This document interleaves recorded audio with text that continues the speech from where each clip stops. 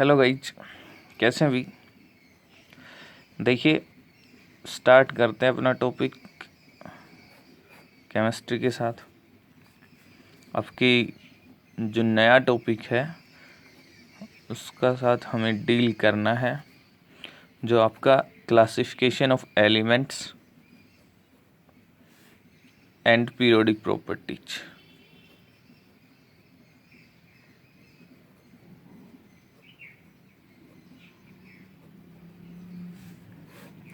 ये आपके पास है।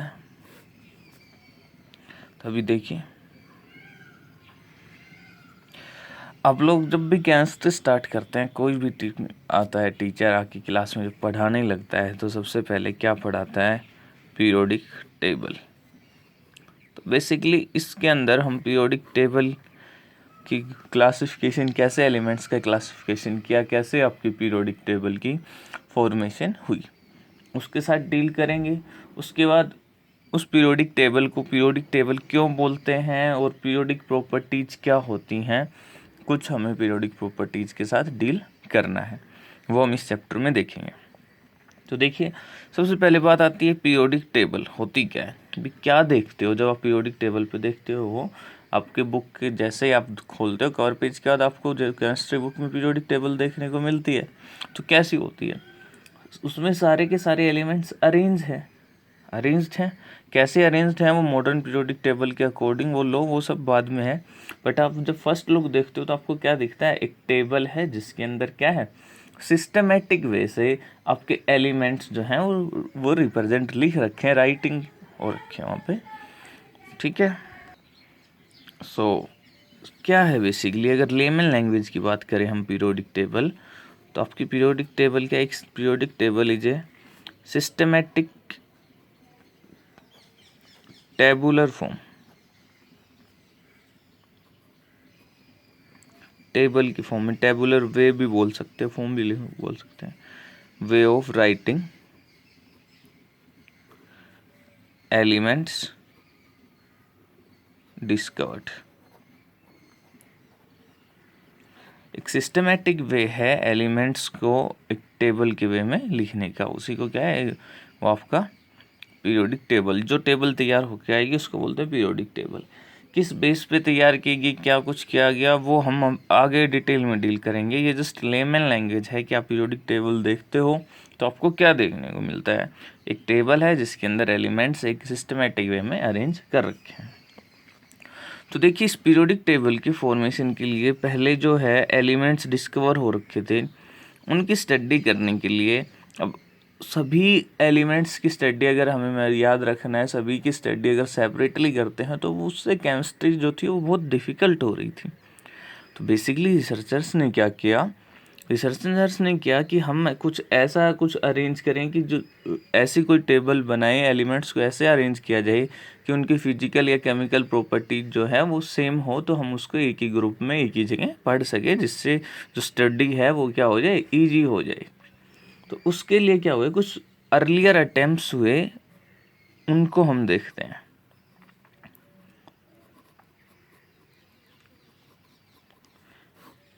अर्लियर अटेम्प्ट्स हुए आपके, क्या क्या अटेम्प्ट्स हुए, अलग डिफरेंट साइंटिस्ट ने, रिसर्चर्स ने अलग अलग तरह से ट्राई किया। तो सबसे पहले जो आपके आए वो आई प्रोस्ट। प्रोस्ट ने क्या बोला? प्रोस्ट ने बोला जितने भी आपके एलिमेंट्स हैं पीरियोडिक टेबल में, जितने भी एलिमेंट्स हैं वो सारे के सारे एग्रीगेशन ऑफ हाइड्रोजन एटम से मिलकर बने हैं। किससे मिलकर बने हैं? All elements are aggregation of hydrogen atom. That means helium है वो 2 हाइड्रोजन से मिलके बना है, लिथियम है वो 3 से, बेरिलियम है 4 से, बहुत सारे हाइड्रोजन, जितने भी एलिमेंट है वो सारे के सारे हाइड्रोजन से मिलके बने हैं, उसके एग्रीगेशन से। हाइड्रोजन के एटम के एग्रीगेशन का मतलब समझते हो? कम्बिनेशन, केमिकल चेंज नहीं है, आपने माइसेस पढ़ा होगा। एग्रीगेशन का मतलब है वो एक दूसरे से अटैच हो गए हैं और उन्होंने एक नया ही एक अपना कंपाउंड बनाया, जो नया ही एक अपना एलिमेंट बनाया है। तो उस प्रोस्ट ने बोला जितने भी एलिमेंट है वो किससे मिलकर बने हैं? हाइड्रोजन से। सो अगर हाइड्रोजन से मिलकर बने होंगे देन उनकी प्रॉपर्टी जो रहेगी, किसी भी एलिमेंट की प्रॉपर्टी रहेगी वो क्या रहेगी? Integral multiple of property of hydrogen. Integral multiple of property of hydrogen. But ये चीज़ हमें ऑब्वियस सी बात, एक्सपेरिमेंट्स जब हुए तो देखा गया एलिमेंट्स जो हैं, डिफरेंट एलिमेंट्स अपनी डिफरेंट प्रॉपर्टी दिखा रहे थे। बिल्कुल ही कुछ तो प्रॉपर्टी ऐसी थी जो हाइड्रोजन से रिजेम्बलेंस नहीं करती थी। तो ये आपका अटेम्प्ट तो फेल हो गया। तो ये लिखते हैं इसको, अकॉर्डिंग टू प्रोस्ट, क्या बोला उसने, all the elements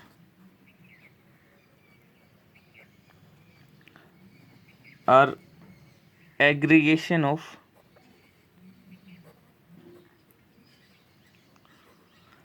hydrogen atom are aggregation of hydrogen atom and their properties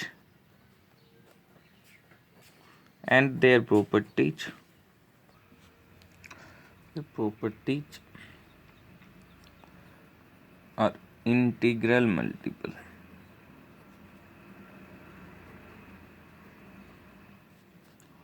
of hydrogen।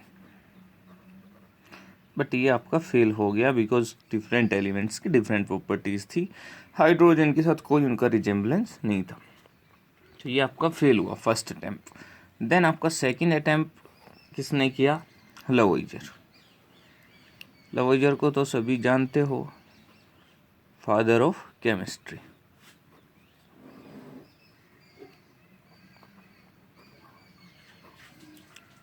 देखिए लवोइजर की बात करें तो लवोइजर ने क्या किया, एलिमेंट्स को क्लासिफाई किया टू क्लास के अंदर। जितने भी एलिमेंट उस टाइम पे डिस्कवर थे उनको दो क्लास के अंदर क्लासिफाई किया, एक को बोला मेटल्स, दूसरे को बोला नॉन मेटल्स। ये जो क्लासिफिकेशन था ये बहुत ब्रॉड क्लासिफिकेशन था। मेटल्स कौन होंगे आपको पता है, जो इलेक्ट्रोपॉजिटिव रहेंगे, जिनका नेचर क्या है, electro positive in nature. Non metal आपके इलेक्ट्रो नेगेटिव इन नेचर। अच्छा, इलेक्ट्रो पॉजिटिव नेगेटिव का मतलब भी बताएं क्या, जो एलिमेंट क्या करेंगे, लूज इलेक्ट्रॉन, और जो क्या करेंगे, गेन इलेक्ट्रॉन। जो इलेक्ट्रॉन गेन करेंगे वो इलेक्ट्रो नेगेटिव, जो इलेक्ट्रॉन लूज करेंगे वो आपके electropositive. For example sodium है, उसकी टेंडेंसी क्या है, Na positive plus electron lose करने की। क्लोरीन की टेंडेंसी क्या है, to gain electron to form Cl negative. तो आपके लवोइजर ने क्या किया, basically Lavoisier classify all the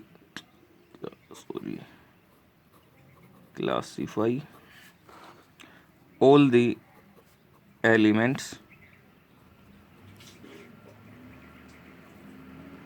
into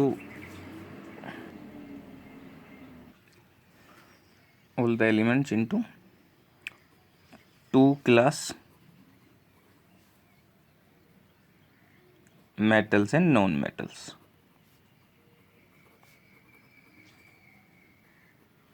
metals and non metals आपने पढ़ रखा है डिटेल में, वो यहाँ पे डिस्कशन का नहीं है। देखिए अभी जो मेटल्स एंड नॉन मेटल का क्लासिफिकेशन है वो बहुत ब्रॉड है। बहुत सारे एलिमेंट्स एक क्लास में आ गए, बहुत सारे दूसरे में आ गए, बट अभी भी उनको स्टडी के लिए डिफ़िकल्टी ठीक है, कुछ कुछ हद तक सोल्व हुई, बट इतना नहीं हुआ कि ईजीएस्ट वे आपके पास आ गया to study chemistry of elements. Further और ये आपके मेटालॉइड्स आपको पता है, जो बोथ मेटल और नॉन मेटल की प्रॉपर्टी रखते हैं, तो उनकी को स्टडी में भी ये क्या हो गया, कॉन्ट्राडिक्ट कर गया, तो ये फेल हो गया। But this is discarded after discovery of metalloids. Metalloids की डिस्कवरी के बाद इसको डिस्कार्ड कर दिया गया। देन आपका थर्ड साइंटिस्ट आया, उसने अपना ट्राइड्स दिए। एक डोवर्नियर नाम का साइंटिस्ट आया, उसने क्या किया, उसने अपने ट्राइड्स दिए, जिनको हम बोलते हैं डोवर्नियर ट्राइड्स। क्या होते हैं डोवर्नियर ट्राइड्स, तो देखिए डोवर्नियर ट्राइड्स क्या होंगे आपके, इसने क्या किया, इसने आपके जितने भी एलिमेंट्स हैं उनको ग्रुप्स में क्लासिफाई किया, और वो उस ग्रुप्स के अंदर सिर्फ 3 एलिमेंट थे। कितने एलिमेंट्स थे? 3। इसलिए उसको उनको क्या बोला गया? ट्राइड्स। उन्हें क्या बोला गया? Dobereiner's triads. देखिए, he arranged the elements into a group of 3 element, into a group of 3 known as triads। उन्हीं ग्रुप ऑफ 3 एलिमेंट्स को क्या बोला गया? ट्रायड्स। इसने किस बेस पे किया? इसने जो क्लासिफाई किया वो किया on the basis of atomic mass. इसने अपने ट्राइड्स के अंदर ऐसे एलिमेंट्स को रखा जो 3 ग्रुप एलिमेंट्स कंसिडर किए, उनको ऐसे कंसिडर किया कि जो आपका मिडल एलिमेंट था, मिडल एलिमेंट का एवरेज एटॉमिक मास जो है वो अदर 2 एलिमेंट्स के एवरेज एटॉमिक मास के इक्वल रहेगा। क्या रहेगा? मिडल एलिमेंट का एटॉमिक मास जो होगा वो जो अदर 2 है, जो आपके फॉर एग्जांपल से समझाता हूँ। ये आपका लिथियम, ये सोडियम, ये potassium.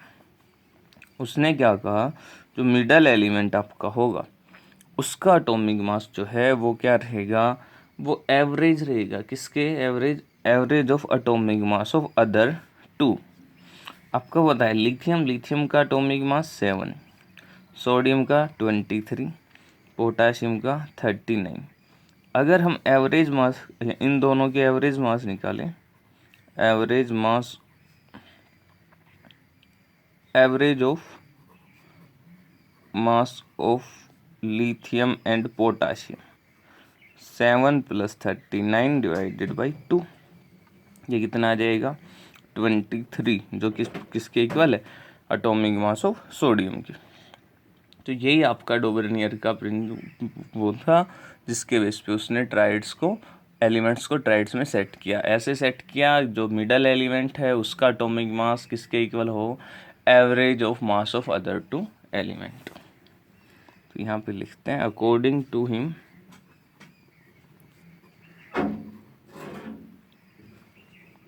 atomic mass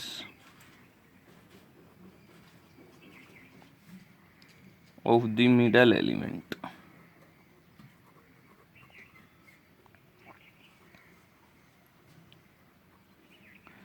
is the average of atomic mass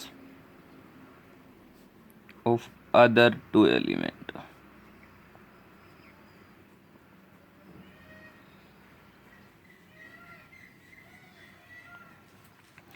ठीक है, किसमें? प्रेजेंट इन ट्राइड, जो आपके ट्राइड में प्रेजेंट रहेंगे। तो इस बेस पे उसने बहुत सारे ट्राइड्स बनाए, बहुत सारे एलिमेंट्स इसके साथ सेट भी हो गए, बट कुछ एक्सेप्शंस भी आ गए। एग्जाम्पल एक आपने डिस्कस किया, सपोज करो बेरिलियम, मैग्नीशियम एंड कैल्शियम, ये भी उसका ट्राइड है। इसका 9, इसका आपका 40, इसका 24। एवरेज निकालोगे कितना आ गया? 9 + 40 डिवाइडेड बाई 2, 49/2 कितना आ जाएगा? 24.5 अप्रोक्सीमेटली इसके इक्वल है। और आप एग्जांपल ले लीजिए, कैल्शियम, स्ट्रोंशियम, बेरियम 40, 88, ये आपका 137।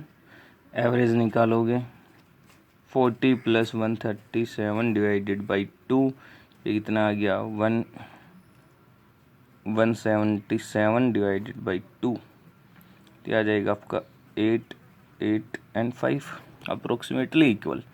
तो देखिए, जो जनरली क्वेश्चंस आते हैं वो ये आएंगे कि आपको ट्राइड गिवन होगा और वो बोलेगा क्या ये ट्राइड 3 एलिमेंट्स एक ग्रुप गिवन होगा, और आपसे एग्जामिनर क्वेश्चन पूछेगा क्या ये आपका डोबनियर ट्राइड है। तो आपको क्या चेक करना है वहाँ पे? आपको चेक करना है क्या मिडल एलिमेंट का एटॉमिक मास अदर 2 एलिमेंट्स के एटॉमिक मास के एवरेज के इक्वल है। अप्रोक्सीमेटली इक्वल 0.5, 0.6 का मैटर नहीं करता है, अप्रोक्सीमेटली इक्वल है। अगर इक्वल है देन वो डोबनियर ट्राइड होगा, अगर इक्वल नहीं है देन वो डोबनियर ट्राइड नहीं होगा। बात आती है फेल कहाँ हो गया। फेल इसलिए हो गया देखिए भी, क्योंकि बहुत सारे आपके कुछ एलिमेंट्स तो सेट हो गए, लेकिन बहुत सारे ऐसे भी एलिमेंट थे जो इस जगह सेट नहीं हो पाए, इसके डोमिनेट ट्राइड्स के अंदर सेट नहीं हो पाए। फॉर एग्जांपल अगर हम बात करें लिमिटेशन की, तो फ्लोरीन, क्लोरीन, ब्रोमीन ये आपके पास है। तो देखिए फ्लोरीन का मास आपको पता है 19, क्लोरीन का आपको पता है 35.5, ब्रोमीन का पता है आपको 80। एवरेज आपने निकाला 19 + 80 डिवाइडेड बाई 2, ये आपका आ गया कितना 99/2 बेसिकली 49.5। अब आप देख रहे हो मिडल एलिमेंट के एटॉमिक मास में और एवरेज के अंदर लास्ट डिफरेंस है। दैट मीन्स ये यहाँ पे डोबनियर क्या हो गया, डोबनियर फेल हो गया। डोबनियर क्या हो गया यहाँ पे, डोबनियर फेल्स। तो यहाँ पे आके कुछ एलिमेंट्स कुछ ट्राइड्स को वो सेट नहीं हो पाए डोबनियर ट्राइड्स के अंदर, इसलिए वो फेल हो गया। उसके बाद आपका नेक्स्ट जो साइंटिस्ट आया जिसने ट्राई किया वो है न्यूलैंड। उसने जो क्लासीफाई किया एलिमेंट्स को वो म्यूजिकल ऑक्टेव के बेस पे किया, इसी वजह से उसको बोलते हैं Newland law of octave, Newland classification भी उसको बोलते हैं। न्यूलैंड ने क्या किया फिर से बताता हूँ, उसने एलिमेंट्स को क्लासीफाई किया। कैसे क्लासीफाई किया, सबसे पहले वो आपका देखिए न्यूलैंड की बात करें तो वो आपका सबसे पहला साइंटिस्ट था जिसने क्या किया था, एटॉमिक मास को उसने बोला जो पीरियोडिक प्रॉपर्टीज है एलिमेंट्स की वो किससे रिलेटेड है, एटॉमिक मास से। पहला साइंटिस्ट था जिसने क्या बोला, पीरियोडिक प्रॉपर्टीज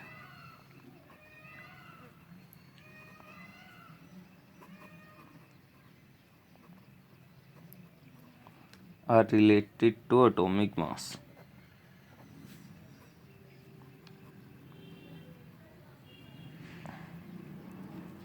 ठीक है, उसने बोला आपको पता है म्यूजिकल ऑक्टेव, म्यूजिकल ऑक्टेव का अपने सभी ने पता होगा, सा रे गा मा पा धा नी सा, ये आपका है। रिपीटेशन चलेगा आगे, ये 1, ये 2, ये 3, ये 4, ये 5, 6, 7 एंड 8। इसने क्या कहा, इसने बोला आपके जो एलिमेंट्स हैं उनकी प्रॉपर्टी जो है वो रिपीट होती है, पीरियोडिकली रिपीट होती है। एलिमेंट्स की प्रॉपर्टी जो हैं वो पीरियोडिकली एक टाइम बाद, एक पीरियड के बाद रिपीट होती हैं, और वो उसने इस बेस पे म्यूजिकल ऑक्टेव के बेस पे कहा। फिर से बता रहा हूँ न्यूलैंड न्यूलैंड में जो बातें याद रखनी है, न्यूलैंड फर्स्ट साइंटिस्ट था जिसने क्या बोला, पीरियोडिक प्रॉपर्टीज जो हैं वो किससे रिलेटेड रहेंगी, एटॉमिक मास से। दूसरा उसने बोला कि आपके जो एलिमेंट्स की पीरियोडिक प्रॉपर्टीज है वो रिपीट होंगी आफ्टर ए रेगुलर इंटरवल। और वो रेगुलर इंटरवल क्या बोला, उसने बोला जो 8th एलिमेंट है स्टार्टिंग से उसकी प्रॉपर्टी फर्स्ट एलिमेंट के साथ मैच करेगी। जैसे आपको ये दिख रहा है सा 8th पे फिर से आ गया सा, तो उसने यही बोला कि जो फर्स्ट एलिमेंट जो होगा उसकी प्रॉपर्टी जो है वो किसके साथ मैच करेगी, 8th एलिमेंट के साथ मैच करेगी। तो ये चीज़ें लिखते हैं। Newland was the first scientist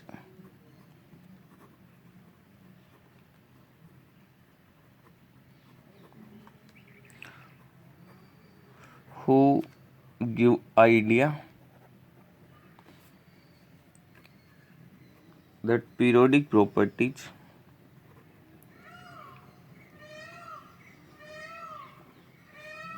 of the elements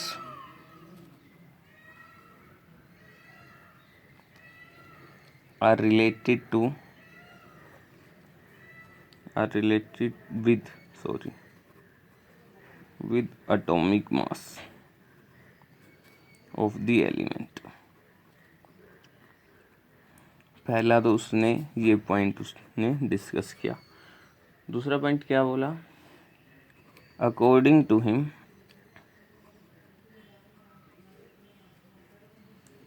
when elements are arranged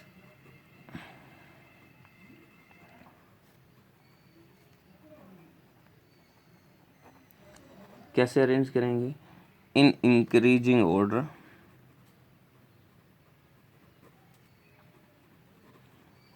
of atomic mass.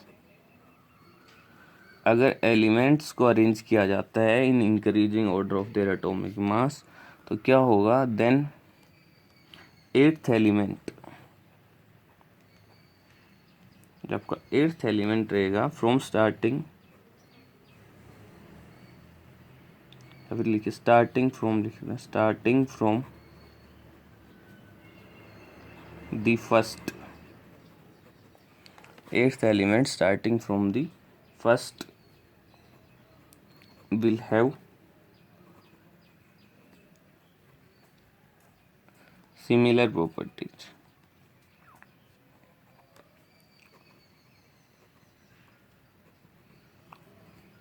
to first element।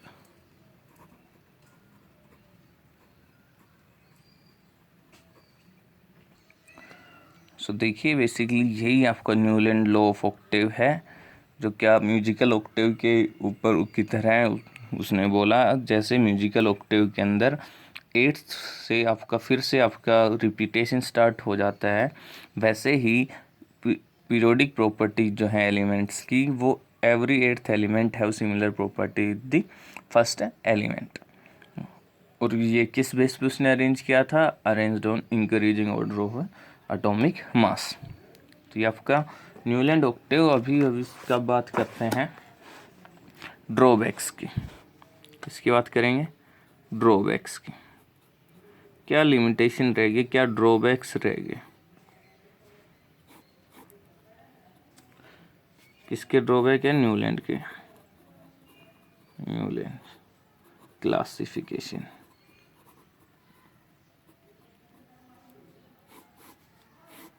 सबसे पहला, ये सिर्फ वैलिड है कैल्शियम तक, valid up to only calcium.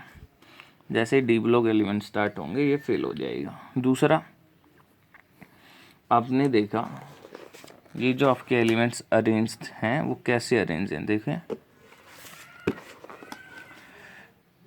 Lithium उसने जो अरेंज किया था वो क्या था arrangement? Lithium, beryllium, boron, carbon, nitrogen, oxygen, fluorine.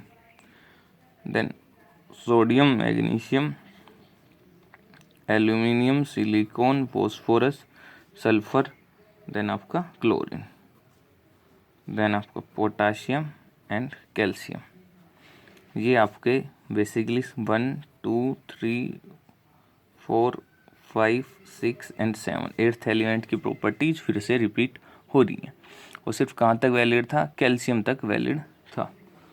अभी देखिए कैल्शियम के बाद की जब बात करेंगे तो अब यहाँ पे इनर्ट गैस, अभी आपने देखा होगा यहाँ पे जो है फ्लोरीन क्लोरीन के बाद जो ग्रुप है 18th group modern periodic table में, वो क्या है? इनर्ट गैसेज का है। उसके टाइम पे इनर्ट गैस डिस्कवर नहीं हुए थे न्यूलैंड के टाइम पे, तो उसने उसके लिए कोई भी पोजीशन, कोई जगह वैकेंट नहीं छोड़ी कि फर्दर अगर कोई एलिमेंट डिस्कवर होता है तो वो यहाँ पे आएगा।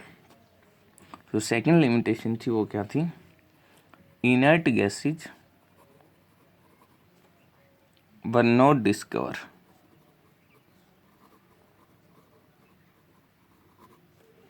At that time.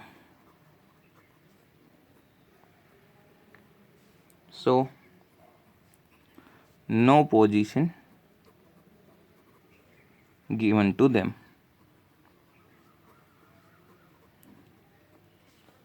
ठीक है, और कैल्शियम के बाद ये फेल हो जाता है। ये इसकी दो limitation.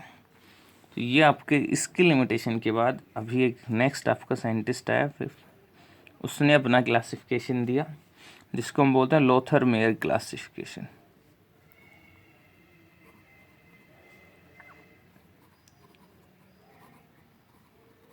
Basically classification Lothar Meyer का क्लासिफिकेशन का कोई फिजिकल सिग्निफिकेंस नहीं था, वो हम अभी आगे देखेंगे।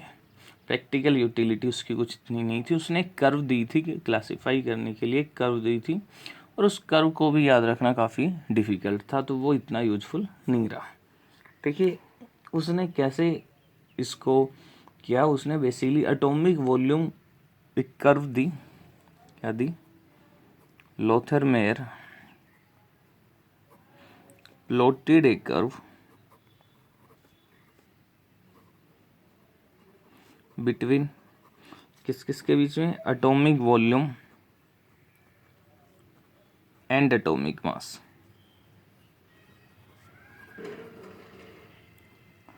Atomic volume and atomic mass के बीच में लोथरमेयर ने क्या किया, एक कर्व प्लॉट की, ड्रॉ की। अब बात आती है एटॉमिक मास तो पता था, एटॉमिक वॉल्यूम कहाँ से कैलकुलेट किया, तो he calculated atomic volume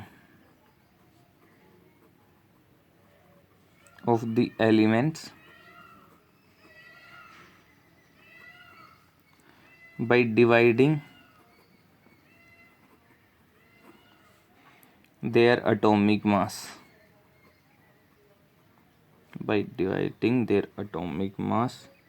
with density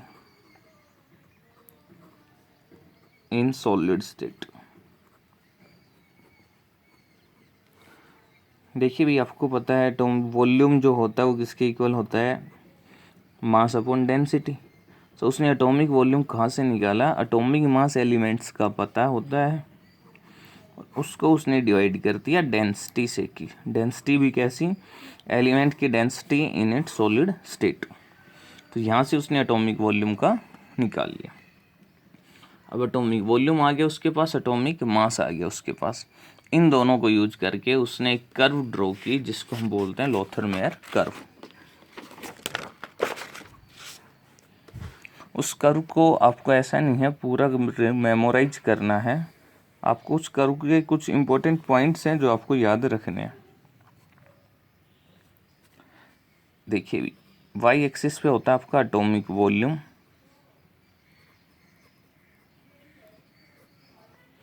x axis पे होता है आपका एटॉमिक मास। देखिए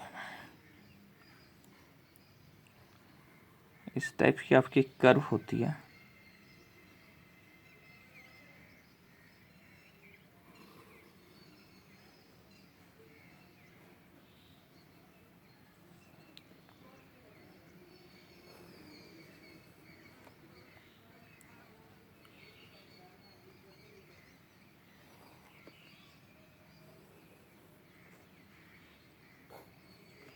बेसिकली आपकी एक कर्व होती है। देखिए क्या होता है यहाँ पे लिथियम, ये आपका बोरोन, ये आपका sodium, potassium, rubidium and caesium. जो मैंने लिखा है उसी के अकॉर्डिंग आप देखना। सारे टॉप पे क्या आ गए आपके, एल्कली मेटल्स, फर्स्ट ग्रुप के एलिमेंट्स। ठीक है, अभी देखना अभी क्या लिख रहा हूँ, मैग्नीशियम, कैल्शियम, स्ट्रोंशियम, बेरियम। ये भी आपको ने देखा होगा। जो डिसेंडिंग कर्व है, डिसेंडिंग कर्व जो है उसके मिडल पे क्या आ गए, एल्कलाइन अर्थ मेटल्स। अभी जो लिख रहा हूँ वो फिर से देखना भाई, neon, argon, krypton and xenon. जो असेंडिंग कर्व है उसके मिडल पे आपकी क्या आ गई, नोबल गैसेज। असेंडिंग कर्व पे क्या आ गई, नोबल गैसेज। अभी देखो यहाँ पे लिखता हूँ मैं, निकल, कोबाल्ट, कॉपर, जिंक। ठीक है, ये सारे एलिमेंट्स बहुत सारे होते हैं इधर भी, वो सभी याद नहीं रखने हैं, बॉटम की बात कर रहे हैं। तो ये आपकी कर्व है जिसके अंदर आपको कुछ पॉइंट याद रखने हैं। पहला पॉइंट क्या, देखिए सारे एल्कली मेटल्स टॉप पे हैं, सारे के सारे जो नोबल गैसेज है वो असेंडिंग कर्व के मिडल पे हैं, alkaline earth metal descending curve के मिडल पोजीशन पे हैं। दैट मीन्स जो सेम एलिमेंट है, सेम प्रॉपर्टी के एलिमेंट हैं, वो क्या हैं, सिमिलर पोजीशन ऑक्युपाई कर रहे हैं कर्व पे। ठीक है, बस आपको ये पॉइंट याद रखना है और इसके कुछ पॉइंट्स आपको main points of Lothar Meyer curve.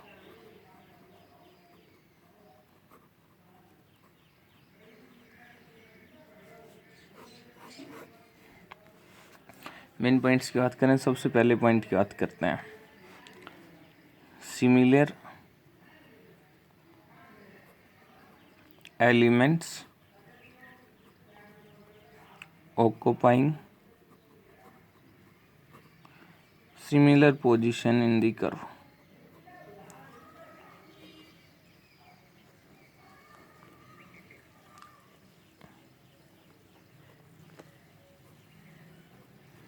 ठीक है, second point, alkali metals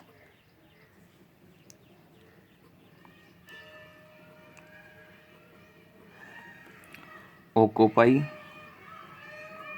crust that is top of the curve। Third point, alkaline earth metal occupy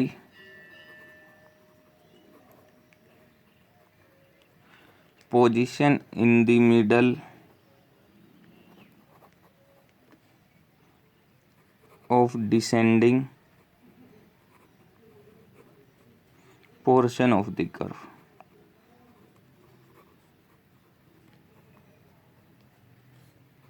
fourth point, halogens. आपके जो हेलोजेंस हैं वो कहाँ होंगे, वो आपके असेंडिंग पोर्शन जो होगा कर्व पे, वहाँ पे आपके लाई करेंगे। देखिए लाई यहाँ पे फ्लोरीन, क्लोरीन, ब्रोमीन, आयोडीन। तो जो हेलोजेंस है वो कहाँ ऑक्युपाई करेंगे, halogens occupy position in the ascending portion of the curve.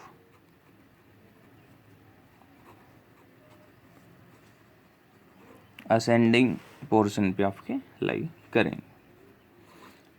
Fifth point की बात करें, जो ट्रांजिशन मेटल हैं वो कहाँ है, आपके at the bottom of the curve.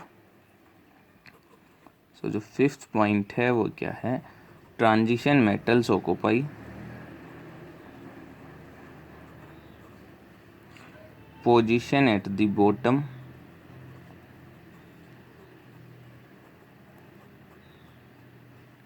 Of the curve.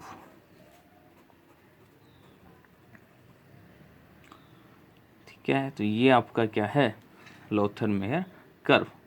But ये जो लोथर-मेयर कर्व है, ठीक है, इसको मेमोराइज, जब सभी एलिमेंट्स कहाँ पे हैं, बहुत सारे एलिमेंट्स इस कर्व पे होंगे, सभी एलिमेंट्स को मेमोराइज करना डिफ़िकल्ट हो जाता है। इतना इसका कोई फिजिकल सिग्निफिकेंस नहीं आया, कोई फिजिकल यूटिलिटी नहीं थी, इसलिए इसको क्या कर दिया गया, डिस्कार्ड कर दिया गया।